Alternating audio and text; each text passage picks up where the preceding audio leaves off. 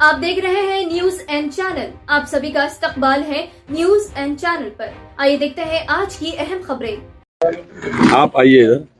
1 लाख रुपए है, ये उठा के रखो। इनको वो इंडियन करेंसी समझ में आता।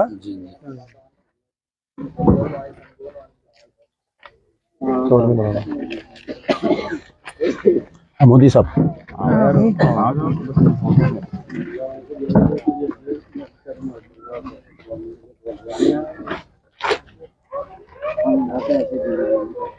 अस्सलाम वालेकुम। मैं अमजदुल्ला खान, स्पोक्समैन एमबीटी। फिलहाल मैं जो हूँ, ये जो रोहिंग्या बर्मा के जो लोगों का कैंप है ग्रीन सिटी में, वहाँ पर हूँ। एक्चुअली इशू ये है कि जो बर्मा में आज से 10 साल पहले जो इन लोगों पे जुल्म हुआ था बर्मा की आर्मी की तरफ से, तो ये लोग जो है अपना मुल्क छोड़कर भाग गए। तो तकरीबन यहाँ पर जो है ग्रीन सिटी में 65 फैमिलीज है, और बालापुर कैंप में 30 फैमिलीज है, और जलपल्ली में 106 फैमिलीज है। तो वहाँ पर है, तो मुसलसिल 2011 से हमारा इनसे टच है। कहीं ना कहीं किसी ना किसी तरीके से हम इनकी मदद करते आते। रमज़ान के मौके पर ये जब स्टार्टिंग आए थे, तो जब भी स्टार्टिंग कैंप आज से तकरीबन 12-13 साल पहले भी हम इनकी मदद किए थे, मुसलसिल करते आ रहे हैं। ये लोग क्या है कि बहुत ही जुल्म-ज़दा ख़ानदान है। ये जुल्म-ज़दा मुस्लिम कम्युनिटी है, एक बात में आप बोल सकते हैं। दुनिया में इनके ताल्लुक से दुआ होती, यहाँ तक के जो है मक्के में जब जुमा की नमाज होती, तो इनके ताल्लुक से ख़ास तौर पर वहाँ के इमाम, और मदीने में जब भी नमाज होती, इनके ताल्लुक से दुआएं की जाती हैं इनके ऊपर जो जुल्म किया जा रहा है। तो इशू ये है कि आज से कुछ दिन पहले, यानी 2 दिन पहले, मोहम्मद इब्राहिम, एक रोहिंग्या मुसलमान का यहाँ पर मर्डर हो गया। तो आसिफ और खयूम, आसिफ एक हैबिचुअल राउडी शीटर है, उन्हें हैबिचुअल राउडी शीटर, यानी उसके ऊपर 2 मर्डर केस, एक अटेम्प्ट टू मर्डर केस, गंजाइट केस ऐसा है। तो ये इब्राहिम को जो है कई दिन से उन्हें तंग कर रहा था, मामूल के लिए पैसे मांग रहा था, मामूल मांग रहा था। इब्राहिम को कई दिन से उन्हें तंग कर रहा था उन्हें। तो इब्राहिम पैसे नहीं देने की सूरत पे उसका मर्डर कर दिया, चाकू मार दिया। यहाँ से थोड़ी दूर पे ये वाकया पेश आया, स्पॉट डेड हो गया इब्राहिम। और बाद में ये हुआ कि इब्राहिम को मारा, इनको मदद नहीं किए बोल के, इनकी एक UNHRC की ऑफिस है, ये 3 कैंप के लोग जो है वहाँ पर जमा होके कुछ एहतजाज किए, लोग गड़बड़ किए। तो बाद में जो है बालापुर पुलिस में इनके ऊपर एक कुछ ऐसा केस वेस भी हुआ बोल के सुना मैं।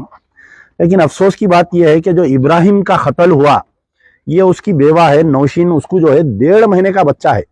आप देख सकते हैं कि 1.5 महीने का गोद में बच्चा है। अब आप बताइए, कत्ल करने वाला तो कत्ल कर दिया, मरने वाला तो मर गया। अब ये 1.5 महीने की बच्ची है, इसको कौन देखेंगे? ये बेचारी जवान बेवा है, इसको कौन देखेंगे? उसकी ज़ईफ़ माँ है, उनको एक भाई है। एक्चुअली इनको भी हस्बैंड नहीं है, इनका भी हस्बैंड का इंतकाल हो गया। तो अब दुनिया से, वहाँ से जूते खा के परेशान होके यहाँ पर आए।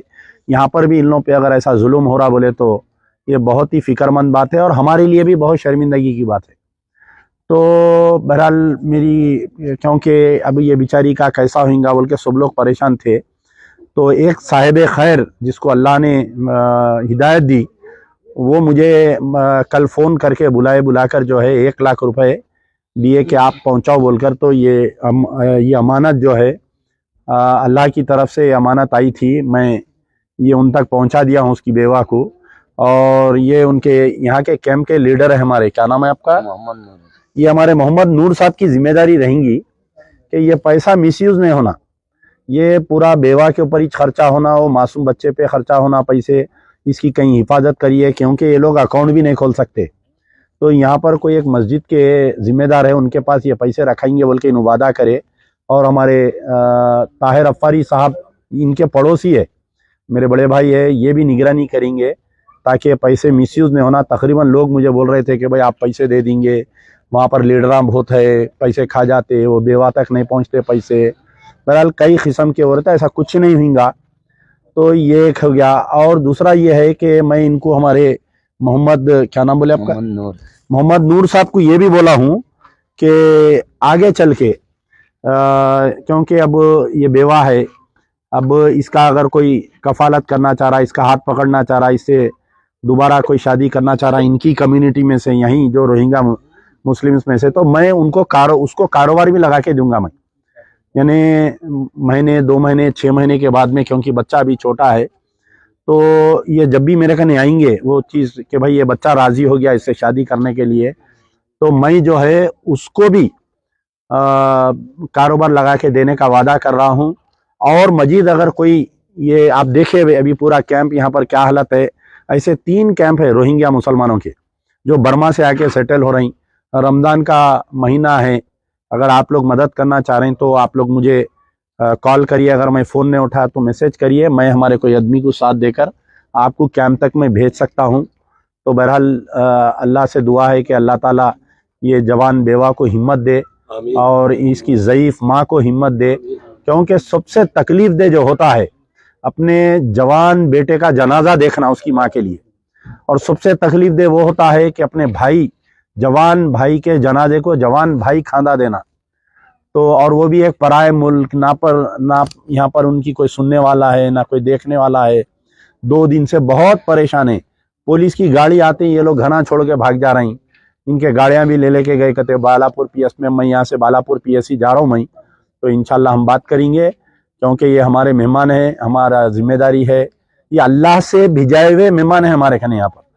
तो हम अगर अपने अल्लाह को राज़ी करना है, हम अपने अल्लाह को खुश करना है, अपने कुछ गुनाह माफ़ करा लेना है, तो इनकी खिदमत करके ये कराने का एक मौका है। आप जो भी मेरा वीडियो देख रहे हैं, आप लोग भी आइए कैंपों में, इनकी मदद करिए। बहुत बुरे हालत है, इनको ना बाथरूम है ना इनके लिए कुछ है। आप सोचिए कि आने वाला गर्मी का मौका है, कैसा गुजारते होंगे ये लोग ये गर्मी के दिनों में। हम तो एयर कंडीशनों में गाड़ियों में फिरते, हम एयर कंडीशनों में रहते, अल्लाह हमारे को दिया थोड़ी देर के लिए, सोचिए आंख बंद करके, क्या हम एक रात अपनी बीवी बच्चों के साथ एक 24 घंटे इनकी झोपड़ी में हम रह सकते हैं क्या? तो अल्लाह जो साहिब खैर जो इनकी मदद करना चाह रहे हैं, या तो आप लोग ग्रीन सिटी पे एक कैंप है, बालापुर पे एक कैंप है, जलपल्ली पे एक कैंप है, वो लोग आ सकते हैं यहाँ पर, या मेरे से भी रब्त कायम कर सकते हैं। शुक्रिया। यार जिंदा सोबत बाकी।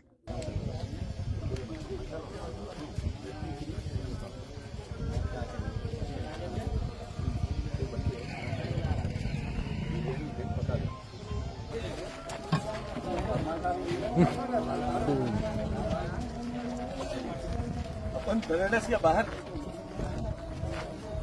पूरे जने मत आइए आप लोग।